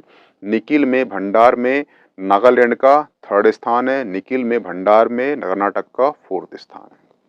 सीसा जस्ता, भंडार में प्रथम राज्य कौन सा है, राजस्थान है। सीसा जस्ता का भंडार में आंध्र प्रदेश का द्वितीय स्थान है। ये ध्यान रखना, एमपी का सीसा दस्ता में भंडार में तृतीय स्थान है, इसलिए वेरी वेरी आईएमपी हो जाता है आपके लिए 2025 के प्री के लिए। सीसा और जस्ता में मध्य प्रदेश की कौन सी रैंक है भंडार में, तो वो कौन सी है, थर्ड रैंक है, ये ध्यान रखना। बिहार चौथा और महाराष्ट्र पांचवा। परंतु सीसा और जस्ता में आपसे पूछेगा उत्पादन में कौन सा है, तो राजस्थान प्रथम है। चांदी में पूछे, सीसा दस्ता में पूछे, राजस्थान उत्पादन भंडार दोनों में प्रथम है। ये डाटा आपके लिए आसानी होगी याद करने में। परंतु सीसा दस्ता में एमपी का भंडार में कौन सा स्थान है, तो वो है थर्ड स्थान है, ये ध्यान रखना। स्वर्ण में जो भंडार में बिहार प्रथम राज्य है। स्वर्ण में भंडार में राजस्थान द्वितीय स्थान है। स्वर्ण में भंडार में कर्नाटक तृतीय स्थान है। स्वर्ण में भंडार में आंध्र प्रदेश का फोर्थ स्थान है। स्वर्ण में भंडार में पश्चिम बंगाल का फिफ्थ स्थान है। स्वर्ण में उत्पादन में यही आप, तो उत्पादन में कर्नाटक प्रथम है और झारखंड सेकंड है। ठीक है, तो ध्यान रखना, अगर स्वर्ण आता है, सोना आता है, भंडार पूछेगा आपसे, तो वो बिहार है। परंतु उत्पादन पूछेगा आपसे वो कर्नाटक ही, ध्यान रखना। तांबा में जो भंडार है सर्वाधिक पाया जाता है कहाँ पर? राजस्थान में। द्वितीय स्थान में तांबा भंडार में पाया जाता है कहाँ पर? मध्य प्रदेश में। इसलिए ये रैंक आपके लिए आईएमपी हो जाती है, वेरी वेरी आईएमपी। ठीक है, ध्यान रखना यहाँ पर एमपी तांबा पूछेगा आपसे, भंडार में सेकंड में है, परंतु एमपी तांबा में उत्पादन में प्रथम राज्य है। इसलिए ये आंकड़ा वेरी वेरी आईएमपी हो जाता है आपके एग्जाम दृष्टि से। अगर आपसे तांबा आएगा, भंडार पूछा तो एमपी सेकंड स्थान, तांबा आएगा, उत्पादन आएगा तो एमपी की फर्स्ट रैंक। हुआ क्लियर? ठीक है। झारखंड तृतीय में है। हुआ क्लियर? यानी कि भंडार में जो लिस्ट दी है 1-2 की, ये उत्पादन में उल्टी हो जाती है, 2-1 हो जाती है। यानी कि भंडार में राजस्थान प्रथम है तो उत्पादन में सेकंड हो गया। तांबा में भंडार में एमपी सेकंड है तो वही तांबा में उत्पादन में एमपी प्रथम रैंक जाता है। ये ध्यान रखना। इससे हो सके तो एक शॉर्ट नोट्स के थ्रू आप एक पेज उतार लेना ताकि आपको एग्जाम तक याद रहे, या फिर एग्जाम के दिन ही आप इसे एक बार पलट के देख लेना ताकि आपको रैंक याद रहने में आसानी हो। ये उसी की समरी है। अगर आपसे खनिज भंडार पूछेगा, भंडार में एमपी में प्रथम कौन सा है? एमपी भंडार में हीरा, उत्पादन में हीरा है, दोनों में हीरा ही है। ठीक है। और जो एमपी का तृतीय स्थान है, भंडार में जिंक तृतीय है, मैग्नीज तृतीय है। हुआ क्लियर? ये रिपोर्ट आई थी 2023-24 के। उस रिपोर्ट में बताया गया था कि भारत में कुल माइंस है 2036 माइंस है। हुआ क्लियर? परंतु ये आंकड़ा आपके लिए काफी महत्वपूर्ण हो जाता है क्योंकि सबसे अधिक जो माइंस है वो मध्य प्रदेश में, पूरे भारत में, वो है 394, 394 माइंस है। कहां पर? एमपी सर्वाधिक है टोटल भारत में। ठीक है। गुजरात सेकंड नंबर पर है और आंध्र प्रदेश थर्ड नंबर पर है। खान मंत्रालय की वार्षिक रिपोर्ट 2023-24 के अनुसार भारत में कुल 95 खनिज का उत्पादन होता है, जिसमें से 4 ईंधन है, 10 धात्विक है, 23 अधात्विक है, 3 परमाणु है और 55 गौण खनिज है। आपसे क्वेश्चन आएगा कि खान मंत्रालय के अनुसार वार्षिक रिपोर्ट 2023-24 के अनुसार भारत में कुल खनिज उत्पादन किए जाते हैं, कितनी संख्या है? तो वो 95 खनिज उत्पन्न किए जाते हैं। ठीक है। उसके अंतर्गत ईंधन के 4 है, 10 धात्विक है, 23 अधात्विक है, 3 परमाणु है और जो 55 है वो गौण खनिज है। ठीक है। तो ये भी डाटा आपके लिए काफी अहम हो जाता है, इसलिए मैंने यहाँ पे इसको नोट कर दिया है। ये जो डाटा है ये भी डाटा आपके लिए काफी महत्वपूर्ण हो जाता है क्योंकि 2022-23 के दौरान खनिज उत्पादन के कुल मूल्य में निजी क्षेत्रों की हिस्सेदारी कितनी है और जो सार्वजनिक क्षेत्र है उसकी हिस्सेदारी कितनी है, इसमें बताया गया है। हुआ क्लियर? ठीक है। तो इसमें बताया गया है कि जो निजी क्षेत्र की हिस्सेदारी है ये कितनी है? ये 60% हिस्सेदारी है और जो सार्वजनिक क्षेत्र की हिस्सेदारी है वो कितनी है? वो 40% हिस्सेदारी है। ये आपसे करोड़ नहीं पूछेगा परंतु आपसे पूछ लेगा हिस्सेदारी क्या है। ध्यान रखना कितनी है? वो है 60% निजी की है और जो 40% कितनी है, किसकी है? वो सार्वजनिक की है, मूल्य के आधार पर। हुआ क्लियर? ये कभी पूछ ले, मुश्किल है, बाकी कभी डीप चला गया तो ये पूछ सकता है। ठीक है। और ध्यान रखना कि जो निजी क्षेत्र है उसकी हिस्सेदारी अधिक है यहाँ पर। ठीक है। तो यहाँ पर आपका जो खनिज का जो रैंकिंग का जो लेक्चर था समाप्त होता है। ठीक है। इसमें से जहाँ पर भी एमपी दिखता है आपको वो रैंक आपको रटी होना चाहिए, याद होना चाहिए। ठीक है। और बाकी सभी की जो फर्स्ट रैंक है वो याद होना चाहिए आपको। और ये जो पीडीएफ है आपको मीमांसा एकेडमी का जो टेलीग्राम चैनल में प्राप्त हो जाएगी, तो प्लीज ज्वाइन कर लीजिए। Okay, thanks. मिलते हैं नेक्स्ट। ये लेक्चर करंट का है और आज हम चर्चा करेंगे भारत वन रिपोर्ट 2023 की। ये रिपोर्ट आपके लिए कितनी महत्वपूर्ण है आप सभी जानते हैं कि आपके सिलेबस में मेंशन है इन्वायरमेंट, पर्यावरण। और इस रिपोर्ट के जो आंकड़े होंगे वो आंकड़े आपको लगभग 2 साल काम आएंगे। क्यों आएंगे? क्योंकि ये जो रिपोर्ट आती है ये 2 साल में आती है। और ध्यान रखना 2021 में ये रिपोर्ट आई थी और 21 में ही यूपीएससी में क्वेश्चन आ गया था यहाँ से, और ये 22 में यहाँ से क्वेश्चन नहीं आया क्योंकि रिपोर्ट कब आई थी? 21 में आई थी। तो आपकी रिपोर्ट आई है 2024 में आई है। रिपोर्ट कौन सी है? Bharat one report 2023। और ये रिपोर्ट जो है 25 के प्री के लिए आईएमपी हो जाती है और अदर स्टेट की जो एग्ज़ाम होती है उसके लिए 2 साल तकरीबन इसके आंकड़े आपको काम आएंगे। तो प्लीज़ बहुत ध्यान से इन आंकड़ों को याद कर लेना, क्योंकि यहाँ से क्वेश्चन बनेंगे ही बनेंगे और वो आंकड़े ही पूछेगा। इसलिए सभी आंकड़े आपको याद करने की ज़रूरत नहीं है। कुछ महत्वपूर्ण आंकड़े होंगे वो हम याद कर लेंगे, ठीक है। वो क्वेश्चन वहीं से निकलेंगे, ठीक है। तो प्लीज़ नोट डाउन कर लेना इस आंकड़ों को, ठीक है। सबसे पहली बात तो जो भारतीय वन रिपोर्ट है ये जारी करता कौन है, तो ये पर्यावरण, वन एवं जलवायु पर्यावरण मंत्रालय ये जारी करता है। ये रिपोर्ट जारी की जा रही है 1978 से और ये 2 साल के अंतराल में जारी की जाती है। इस प्रकार से ये 18वीं रिपोर्ट है, ठीक है। तो ये भी क्वेश्चन बन सकता है वनडे एग्जाम में कि 2023 की कौन सी रिपोर्ट आई है, ठीक है। जो रिपोर्ट आती है, रिपोर्ट जो है इन आंकड़ों पर ही बात करता है। सबसे महत्वपूर्ण आंकड़ा ये है कि कुल वन और वृक्ष आवरण का कुल भौगोलिक क्षेत्र हो चुका है कितना %, वो हो चुका है 25.17। ध्यान रखना, ये 25.17% जो भौगोलिक क्षेत्र हो चुका है, इसके अंतर्गत जो 21.76% जो है ये वन आवरण क्षेत्र है, यानी जिसे गवर्नमेंट जो है फॉरेस्ट क्षेत्र घोषित करती है, उस क्षेत्र का कितना % है, वो है 21.76%।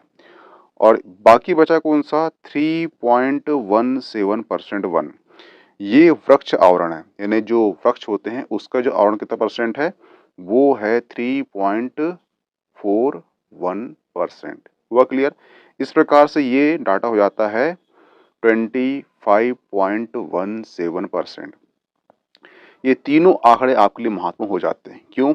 आपसे पूछेगा कि वन आवरण कितना है, तो वो कितना % है, 21.76%। आपसे पूछेगा कि वृक्ष आवरण कितना है, 3.41%।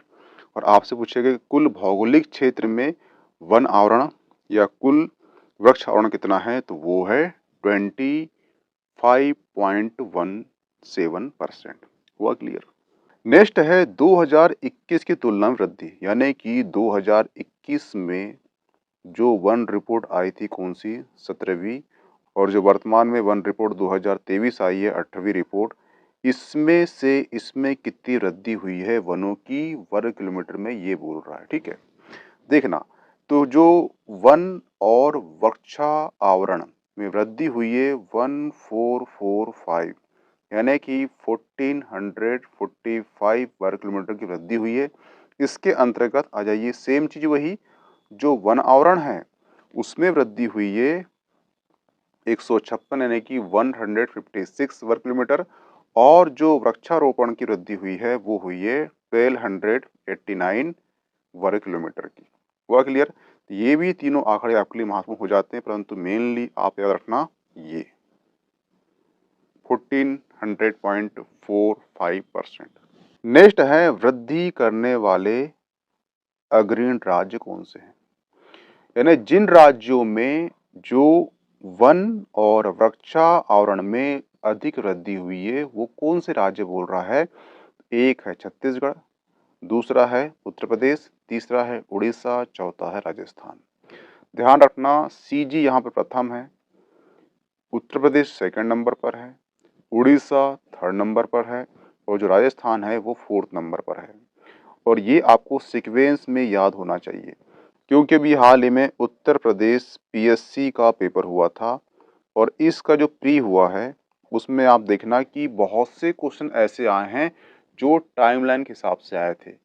कौन सी घटना पहले घटी है, कौन सी घटना बाद में घटी है, उसे अरेंज करो बोला था उसने, किसमें, कूट में।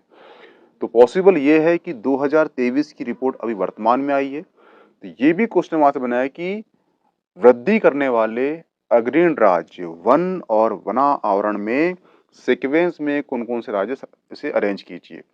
तो छत्तीसगढ़ प्रथम है, सेकंड उत्तर प्रदेश है, थर्ड उड़ीसा है और 4th राजस्थान है। हुआ क्लियर। अब देखना, जो सेम चीज वहां हुई थी यही सेम चीज वन आवरण में वृद्धि करने वाले, जो वन आवरण है जिसे फॉरेस्ट क्षेत्र कहते हैं, उसमें वृद्धि करने वाले राज्यों में प्रथम कौन सा है? तो ये मिजोरम है, दूसरा गुजरात है और तीसरा उड़ीसा है। ये भी 3 राज्य आपको याद होना चाहिए। हुआ क्लियर? ध्यान रखना, वन आवरण, फॉरेस्ट कवर बोल रहा है यहाँ पे, ठीक है। क्वेश्चन को ध्यान से पढ़ना, क्वेश्चन को ध्यान से पढ़ने के बाद ऑप्शन देखना, उसके बाद आंसर लगाना, तो इसमें गलती नहीं होगी, क्योंकि बहुत कन्फ्यूजन रहेगा। फॉरेस्ट क्षेत्र कौन सा है, ट्री एरिया कौन सा है, तो ये सब ध्यान से पढ़ना वहाँ पे, तो आपके क्वेश्चन गलत होने के जो संभावना है ये कम हो जाएगी। नेक्स्ट है क्षेत्रफल की दृष्टि से, क्या बोल रहा है यहाँ पर? एरिया की दृष्टि से सर्वाधिक वन आवरण वाले राज्य कौन से हैं? एमपी प्रथम है, अरुणाचल प्रदेश सेकंड नंबर पर है और महाराष्ट्र थर्ड नंबर पर है। एमपी प्रथम, अरुणाचल प्रदेश सेकंड नंबर और महाराष्ट्र जो है ये थर्ड नंबर पर है। हुआ क्लियर? क्या बोल रहा है ये पे? एरिया, क्षेत्रफल की दृष्टि से बोलेगा तो ये 3 राज्य आपको सीक्वेंस में याद होना चाहिए। अब यहां बोल रहा है वो क्षेत्रफल प्रतिशत की दृष्टि से, क्या बोल रहा है वो? यहाँ पे आ चुका है प्रतिशत, यानी कि राज्यों का जो क्षेत्र है उसमें कितना परसेंट वन आवरण है ये बोल रहा है। प्रतिशत आ जाएगा तो प्रथम राज्य हो जाएगा लक्षद्वीप, सेकंड मिजोरम और चौथा अंडमान निकोबार। प्रथम लक्षद्वीप, सेकंड मिजोरम और थर्ड अंडमान निकोबार। हुआ क्लियर?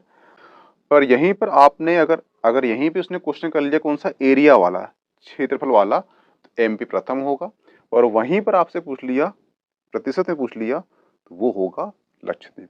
हुआ क्लियर? ध्यान रखना, ये भी आपके लिए 3 राज्य सीक्वेंस में याद होना चाहिए आपको। और ये रिपोर्ट आपको 2 साल काम आएगी, इसलिए इसे आज ही कंटेस्ट कर लेना। अगर क्वेश्चन 2 साल तक कंटिन्यू आएगा, इन्हीं डाटा में से आएगा और आपको बन जाएगा अगर आज ही याद हो गया तो। अब कुछ महत्वपूर्ण आंकड़े हैं उस पर हम चर्चा कर लेते हैं, वो ध्यान रखना क्योंकि वहां से क्वेश्चन बन सकते हैं। ये है हमारा प्यारा भारत,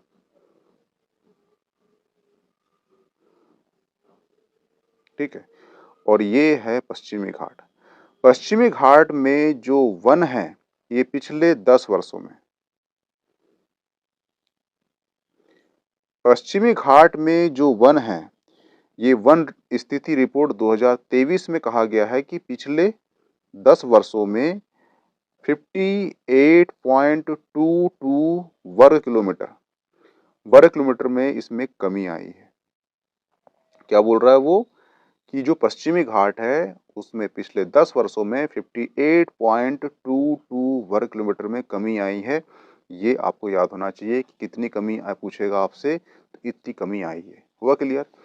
दूसरी चीज, जो 2023 की वन रिपोर्ट के अनुसार जो मैंग्रोव वन है, मैंग्रोव वन में कहना चाहिए कितना, 7.43 वर्ग किलोमीटर में क्या है, कमी आई है। यानी लगभग लगभग 7.5 वर्ग किलोमीटर में कमी आई किसकी, मैंग्रोव वन में, ठीक है। और वहीं पर जो भारत वन रिपोर्ट 2023 के अनुसार जो मैंग्रोव वन होते हैं उनके जो क्षेत्रफल है उसमें 7.43 वर्ग किलोमीटर की कमी आई है। यानी लगभग लगभग देखा जाए तो 7.5 वर्ग किलोमीटर में क्या आई है, कमी आई है। कौन से वनों में? मैंग्रोव वन में। ये भी आंकड़ा आपको याद होना चाहिए और ये भी होना चाहिए, ठीक है। अगर आप देखें तो 2005 की तुलना में 2023 में जो कार्बन सिंक है ये पहुंच चुका है 2.29 बिलियन टन कार्बन सिंक पहुंच चुका है। और आपको मालूम है कि 2070 तक जो भारत ने लक्ष्य बनाया है वो बनाया है कार्बन शून्य बनाया है।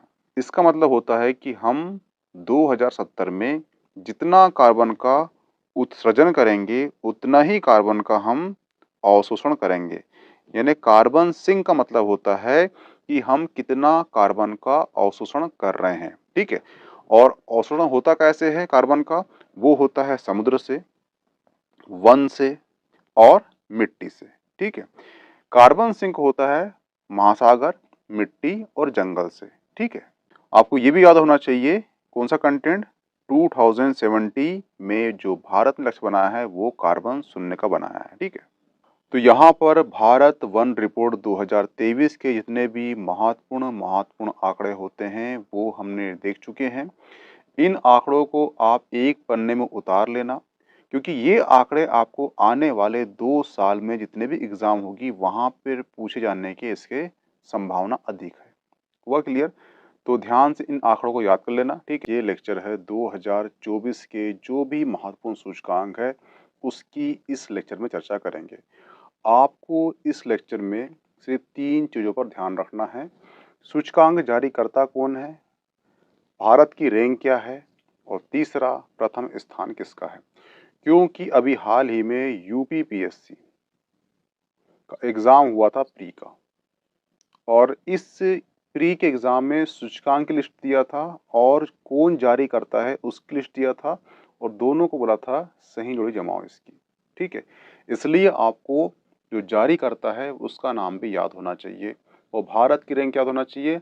अगर आपको प्रथम स्थान यहाँ भी याद हो तो कोई दिक्कत नहीं, परंतु भारत का स्थान प्रथम है तो वो याद होना चाहिए, ठीक है। तो प्लीज़ वो लेक्चर वॉच करना। ये 2025 का जो प्री है आपके लिए उसके लिए एक महत्वपूर्ण लेक्चर हो सकता है, तो प्लीज़ वो लेक्चर वॉच करना। मानव विकास सूचकांक 2024, इसमें भारत का स्थान है 134 यानी 134वां स्थान है, और इस मानव विकास सूचकांक को जारी करता है यूनाइटेड नेशन डेवलपमेंट प्रोग्राम, जिसे UNDP कहते हैं, ठीक है। जो मानव विकास सूचकांक है ये पहली बार 1990 में जारी की गई थी, और ये जो मानव विकास सूचकांक की जो अवधारणा है ये पेश करे हैं महबूब उल हक ने। नेक्स्ट है वर्ल्ड हैप्पीनेस इंडेक्स 2024। भारत का स्थान इसमें है 126, 126वां स्थान है। प्रथम स्थान फिनलैंड का है, और जो जारी करता है वो करता है United nation sustainable development solution network. Next सूचकांक है जलवायु परिवर्तन प्रदर्शन सूचकांक। भारत का स्थान इसमें 7वां है। जारीकर्ता कौन है, जर्मन वॉच तथा क्लाइमेट एक्शन नेटवर्क। प्रथम स्थान इसका डेनमार्क का है।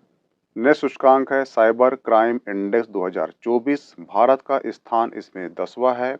जारीकर्ता कौन है, ये जारी करता है PLOS जनरल, और जो प्रथम स्थान किसका है, रूस का है। नेक्स्ट है विश्व लोकतांत्रिक सूचकांक 2024। भारत का स्थान इसमें 41वां है। जारीकर्ता कौन है, ये करता है इकोनॉमिस्ट इंटेलिजेंस यूनिट। प्रथम स्थान कौन सा है, नॉर्वे का है। नेक्स्ट सूचकांक है AI इंडेक्स क्या है, भारत का स्थान कौन सा है, तो वो 72वां 72वां स्थान है भारत का। प्रथम स्थान सिंगापुर का है। नेक्स्ट सूचकांक है हेनले पासपोर्ट इंडेक्स। भारत का स्थान 82वां स्थान है, 82वां स्थान है। प्रथम स्थान कौन सा है, सिंगापुर देश का है। नेक्स्ट सूचकांक है भ्रष्टाचार अवधारणा सूचकांक। जारीकर्ता कौन है, इसे जारी करता है ट्रांसपेरेंसी इंटरनेशनल। भारत का स्थान 93वां 93वां स्थान है। प्रथम स्थान किसका है, डेनमार्क देश का है। नेक्स्ट सूचकांक है वैश्विक भूख सूचकांक। भारत का स्थान 105वां स्थान है। जारीकर्ता कौन है, कंसर्ड वर्ल्ड वाइड और वर्ल्ड हंगर हेल्प जारी करता है। नेक्स्ट सूचकांक है ग्लोबल पीस इंडेक्स। जारीकर्ता कौन है, वर्ल्ड इकोनॉमिक फोरम जारी करता है, और भारत का स्थान 116वां स्थान है। प्रथम स्थान आइसलैंड है। ये जहां तक अभी यूपीपीएससी ने पूछ चुका है, इसे जारी करता कौन है, तो जारी करता कौन है, वर्ल्ड इकोनॉमिक फोरम जारी करता है। नेक्स्ट सूचकांक है वैश्विक प्रेस स्वतंत्रता सूचकांक 2024। भारत का स्थान 159वां स्थान है। जारीकर्ता कौन है, जारी करता है रिपोर्टर्स विथ बॉर्डर। प्रथम स्थान किसका है, नॉर्वे देश का है। नेक्स्ट सूचकांक है लैंगिक असमानता सूचकांक 2024। से जारीकर्ता कौन है, वही वर्ल्ड इकोनॉमिक फोरम जारी करता है। जहां तक ये भी क्वेश्चन यूपीएससी में भी वर्तमान में पूछ चुका है।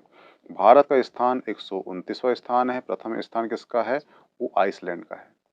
यहाँ पर 2024 के जितने भी महत्वपूर्ण सूचकांक है वो समाप्त होते हैं। मध्य प्रदेश के इतिहास में सबसे बड़ा बजट 2024-25 का जो बजट है ये मध्य प्रदेश के इतिहास में सबसे बड़ा बजट है। ये पहला क्वेश्चन हो गया।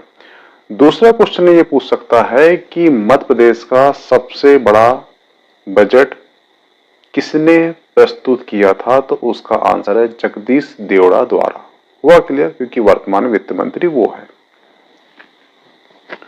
आपसे क्वेश्चन ये पूछ सकता है कि जो मध्य प्रदेश का बजट है ये पिछले साल के बजट से कितना प्रतिशत अधिक है, तो वो है 16%। ये अधिक है। हुआ क्लियर। क्वेश्चन है किस संस्थान के अनुसार भारत विश्व की सबसे बड़ी 5वीं अर्थव्यवस्था है। तो ये इमेज है आपकी बजट की। इसे बताया गया है कि अंतर्राष्ट्रीय मुद्रा कोष के द्वारा दिनांक 14 जून 2024 की स्थिति में प्रकाशित आंकड़ों के अनुसार भारत की अर्थव्यवस्था का स्थान विश्व की सबसे बड़ी 5वीं अर्थव्यवस्था में है। तो किसने बताया है, उसका आंसर है अंतर्राष्ट्रीय मुद्रा कोष द्वारा। नेक्स्ट क्वेश्चन है प्रधानमंत्री मोदी जी का भारत को विकसित राष्ट्र बनाने का लक्ष्य कब का है।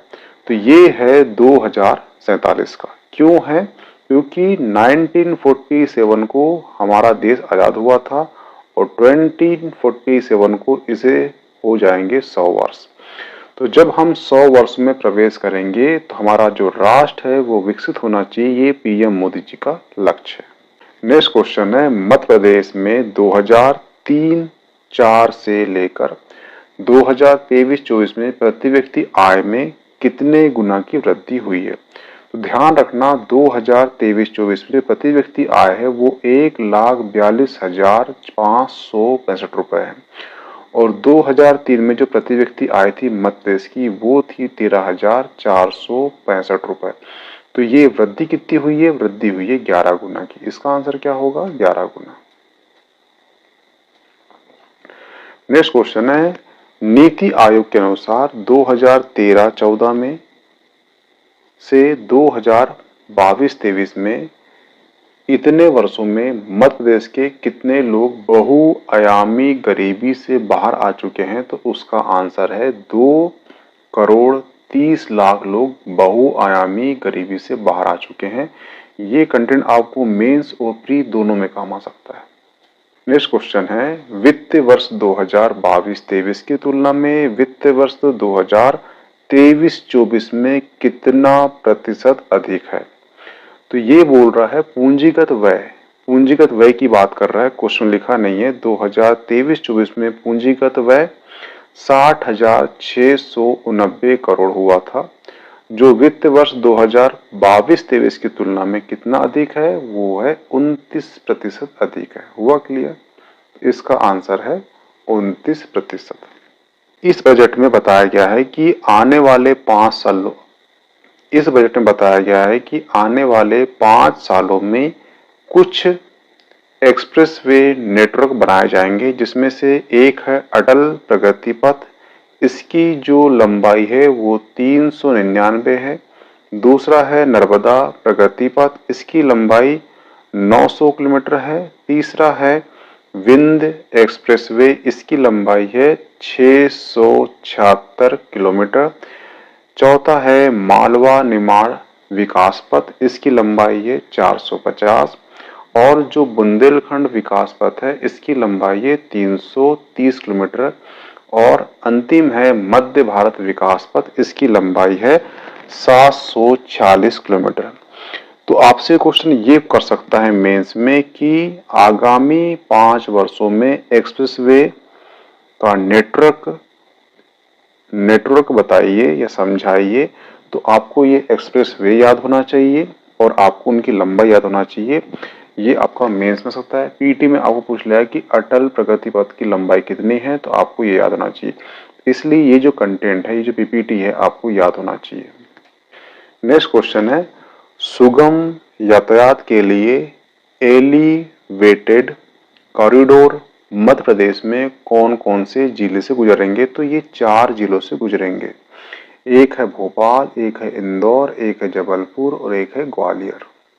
ये जो इमेज है ये है बजट की। इसमें बताया गया है कि जो हर घर में नल योजना कब आरंभ की गई थी? तो वो आरंभ की थी 2019 में। पर आपसे क्वेश्चन पूछ सकता है कि अगस्त, जुलाई, जून, जुलाई, ठीक है, तो उसका आंसर है अगस्त में शुरू की गई थी। आपसे ये भी क्वेश्चन पूछ सकता है कि ग्रामीण क्षेत्रों में हर घर में नल से जल कब तक पहुंचाने का लक्ष्य रखा गया है? तो वो 2024 तक रखा गया है। 100 मेगावाट क्षमता का फ्लोटिंग सौर पार्क मध्य प्रदेश में कहाँ स्थापित किया गया है? तो वो किया गया है ओमकारेश्वर में। ये इमेज आप पढ़ लेना। सौर ऊर्जा के क्षेत्र में वर्ष 2024-25 में कितना धनराशि प्रस्तावित है? तो उसका आंसर है 19,406 करोड़ धनराशि प्रस्तावित है। तो इसका आंसर क्या होगा? Answer A 19,406 crore. ये लेक्चर है करंट अफेयर का शॉर्ट लेक्चर, जिसके अंतर्गत हम समझेंगे मध्य प्रदेश मंत्री परिषद में कितनी महिलाएं हैं, उनका पद क्या है, उनका विभाग क्या है। ठीक है, तो मध्य प्रदेश में जो मंत्री परिषद है उसमें कुल 5 महिला है। 1 2 3 4 5। वह क्लियर? संख्या पूछेगा आपसे तो 5 महिला है। ठीक है, अब इनको कौन कौन से विभाग मिले हैं, ये किस पद पर है, ये देख लेते हैं। तो इनका नाम है सुश्री निर्मला भूरिया। ठीक है, इनका पद कौन सा है? वो है कैबिनेट मंत्री है ये। और इन्हें जो विभाग आवंटित हुआ है वो हुआ है महिला एवं बाल विकास। ये जो इमेज दिख रही है ये इमेज है श्रीमती संपत्तिया उइके जी की। इन्हें पद प्राप्त हुआ है कैबिनेट मंत्री का, और जो विभाग आवंटित हुआ है वो हुआ है लोक स्वास्थ्य यांत्रिकी। ये इमेज दिख रही है ये इमेज है श्रीमती कृष्णा गौर की, और इन्हें पद प्राप्त हुआ है राज्य मंत्री स्वतंत्र प्रभार। और जो विभाग आवंटित हुआ है वो है पिछड़ा वर्ग, अल्पसंख्यक कल्याण, विमुक्त घुमंतु और अर्ध घुमंतु कल्याण। वह क्लियर? ये जो इमेज दिख रही है ये इमेज है प्रतिमा बागरी की, और इन्हें जो पद प्राप्त हुआ है वो हुआ है राज्य मंत्री का। इन्हें जो विभाग आवंटित हुआ है वो हुआ है नगरीय विकास आवास। ये जो इमेज दिख रही है ये इमेज है श्रीमती राधा सिंह की। इन्हें पद प्राप्त हुआ है राज्य मंत्री का, और जो विभाग आवंटित हुआ है वो हुआ है पंचायती एवं ग्रामीण विकास। हुआ क्लियर? तो ये 5 महिला हैं जिन्हें मध्य प्रदेश में मंत्री परिषद में शामिल किया गया है। ये 5 महिला हैं जो मध्य प्रदेश मंत्री परिषद में है। तो ये पांचों में से आपको कोई भी क्वेश्चन आ सकता है। हुआ क्लियर? आपको इनमें से 2 चीज याद होना चाहिए, एक कौन सा विभाग आवंटित हुआ है और इनका कौन सा पद है। हुआ क्लियर? जिसके अंतर्गत हम समझेंगे केंद्रीय मंत्रिमंडल भारत सरकार में मध्य प्रदेश के शामिल व्यक्ति। तो भारत सरकार में मध्य प्रदेश के 6 व्यक्तियों को शामिल किया गया है। ठीक है, ये 6 व्यक्ति हैं, और ये इन्हें कौन सा मंत्री बनाया गया है हम ये समझेंगे, विभाग कौन सा है और संसदीय क्षेत्र क्या है। आपसे 3 ही क्वेश्चन आएंगे, कौन से मंत्री बने हैं, विभाग कौन सा दिया गया है और संसदीय क्षेत्र कौन सा है। हुआ क्लियर? ठीक है, तो पहले हैं शिवराज सिंह चौहान। इन्हें जो मंत्री बनाया गया है वो है कैबिनेट मंत्री, और इन्हें जो विभाग आवंटित किया गया है वो है किसान कल्याण ग्रामीण विकास मंत्रालय। इनका जो संसदीय क्षेत्र है वो ध्यान रखना, वो है विदिशा। नेक्स्ट है वीरेंद्र कुमार खटीक जी। इन्हें मंत्री बनाया गया है कैबिनेट मंत्री, और इन्हें जो विभाग आवंटित किया गया है वो है सामाजिक न्याय एवं अधिकारिता, और इनका जो संसदीय क्षेत्र है वो है टीकमगढ़। ध्यान रखना। ये जो इमेज दिख रही है ये इमेज है ज्योतिरादित्य सिंधिया की।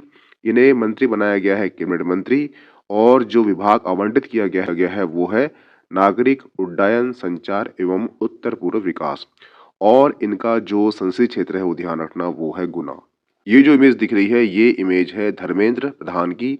इन्हें कैबिनेट मंत्री का दर्जा प्राप्त है, और इन्हें जो विभाग आवंटित किया गया है वो है शिक्षा कौशल विकास एवं उद्यमिता। इनका जो संसदीय क्षेत्र है वो है राज्यसभा। इनका नाम क्या है? इनका नाम है धर्मेंद्र प्रधान। ये ध्यान रखना। हुआ क्लियर? ये जो इमेज दिख रही है ये इमेज है एल मुरुगन की, मुरुगन की। ठीक है, इन्हें राज्य मंत्री का पद दिया गया है, और ये जो विभाग आवंटित किया गया है वो है सूचना एवं प्रसारण संसदीय कार्य। इनका जो संसदीय क्षेत्र है वो है राज्यसभा। ये जो इमेज दिख रही है ये इमेज है जॉर्ज कुरियन की। हुआ क्लियर? इन्हें राज्य मंत्री का पद दिया गया है और इन्हें जो विभाग आवंटित किया गया है वो अल्पसंख्यक, पशुपालन एवं डेयरी। इनका जो संसदीय क्षेत्र है वो है राज्यसभा, ये ध्यान रखना, ठीक है। तो यहाँ से आपको मंत्री का पद कौन सा है ये याद रखना है, विभाग कौन सा है और संसदीय क्षेत्र कौन सा है। यहाँ से 3 ही क्वेश्चन पूछेंगे आपसे, हुआ क्लियर? जिसके अंतर्गत हम समझेंगे देश में प्रथम स्थान मध्य प्रदेश का किन किन क्षेत्रों में है। पहला है अनाजों की किस्म की मैपिंग करने वाला पहला राज्य कौन सा है, तो वो है अपना प्यारा मध्य प्रदेश। नेक्स्ट है गाय और भैंस वंशी पशुओं को यूनिक आईडी देने वाला पहला राज्य कौन सा है, तो वो भी मध्य प्रदेश है। नेक्स्ट है land records service index national counselling for applied economic research द्वारा जारी रिपोर्ट के अनुसार मध्य प्रदेश देश में प्रथम स्थान पर है। और नेक्स्ट है ये पथ है एक्चुअली में, ठीक है, ये पथ है, पथ विक्रेताओं को ब्याज मुक्त ऋण देने वाला पहला राज्य कौन सा है, तो वो भी मध्य प्रदेश है। इतने कंटेंट आपके 2025 के प्री के लिए आईएमपी होंगे, तो प्लीज नोट डाउन कर लीजिए। इसके अंतर्गत हम जानेंगे मध्य प्रदेश के प्रमुख ब्रांड एम्बेसडर के बारे में। स्वच्छता सर्वेक्षण 2023 इंदौर के ब्रांड एम्बेसडर कौन है, तो वो है बुलबुल पंजारे। और बुलबुल पंजारे के बारे में ध्यान रखना कि ये विदेश की पहली मुख्य बाधिर नर्स है। नेक्स्ट है महिला एवं बाल विकास विभाग की जो ब्रांड एम्बेसडर है वो है रोशनी भदौरिया। नेक्स्ट है टीवी उन्मूलन अभियान की ब्रांड एम्बेसडर है वो है मीनाक्षी छत्रिय। नेक्स्ट है इंदौर नगर निगम स्वच्छता के ब्रांड एम्बेसडर है वो है वेंकटेश अय्यर। नेक्स्ट है बेटी बचाओ बेटी पढ़ाओ के ब्रांड एम्बेसडर है वो है भावना डहरिया। नेक्स्ट है मध्य प्रदेश राज्य निर्वाचन आयोग के ब्रांड एम्बेसडर है वो है संजय सिंह। नेक्स्ट है सौर ऊर्जा के ब्रांड एम्बेसडर है वो है प्रोफेसर चेतन सोलंकी। नेक्स्ट है लाडो अभियान के ब्रांड एम्बेसडर है वो है इतिशा विश्वकर्मा। नेक्स्ट है क्रिप्स स्पोर्ट प्रमोटिंग के ब्रांड एम्बेसडर है वो है विवेक सागर। नेक्स्ट है मध्य प्रदेश संस्कृति विभाग के ब्रांड एम्बेसडर है वो है भूरीबाई और ये आदिवासी कलाकार है। नेक्स्ट है स्वच्छता सर्वेक्षण ग्रामीण की ब्रांड एम्बेसडर कौन है, तो वो है श्रीमती जानकी मीना। नेक्स्ट है मतदाता जागरूकता अभियान की ब्रांड एम्बेसडर कौन है, तो वो है धर्मेंद्र भंडारी। नेक्स्ट है मध्य प्रदेश पर्यटन के ब्रांड एम्बेसडर कौन है, तो वो है पंकज त्रिपाठी। नेक्स्ट है मध्य प्रदेश नवीनीकरण ऊर्जा के ब्रांड एम्बेसडर कौन है, तो वो है चेतन सोलंकी।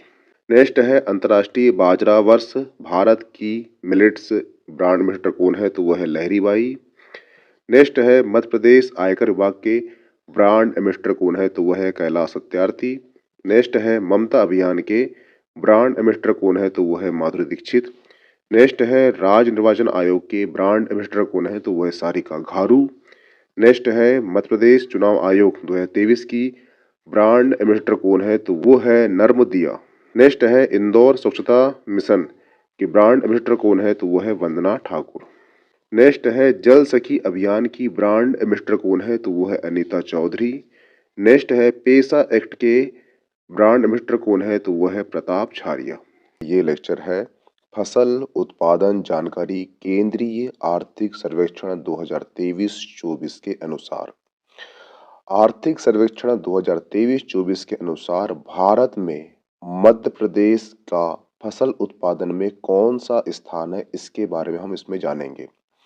तो भारत में मध्य प्रदेश का फसल उत्पादन में प्रथम स्थान है कुल दलहन में, सोयाबीन में, चना में और कुल मसाला में। हुआ क्लियर? ये देश में प्रथम है मध्य प्रदेश उत्पादन में। भारत में मध्य प्रदेश का फसल उत्पादन में द्वितीय स्थान है, वो है तिलहन में, कुल खाद्यान्न में और गेहूं में। ये ध्यान रखना। भारत में मध्य प्रदेश का फसल उत्पादन में तृतीय स्थान है, वो है मोटा अनाज में, मूंगफली में, रेपसीड सरसों में और मक्का में। हुआ क्लियर? और वहीं पर केंद्रीय आर्थिक सर्वेक्षण 2023-24 के अनुसार भारत में बागवानी फसलों के उत्पादन में मध्य प्रदेश का प्रथम स्थान है, वो है धनिया, लहसुन, टमाटर, कुल मसाले और संतरा में। वहीं पर मध्य प्रदेश का भारत में बागवानी फसल के उत्पादन में द्वितीय स्थान है हरी मिर्च, अमरूद, मेथी, प्याज, अदरक, फूलगोभी। ये सभी आंकड़े आपके लिए मध्य प्रदेश 2025 प्री के लिए महत्वपूर्ण है, तो प्लीज़ पूरे आंकड़े को याद कर लेना ताकि क्वेश्चन में आता है तो आप आराम से डील कर सको। इसकी पीडीएफ आपको मीमांसा एकेडमी का टेलीग्राम चैनल में प्राप्त हो जाएगी। प्लीज़ ज्वाइन कर लीजिए। Okay, thanks.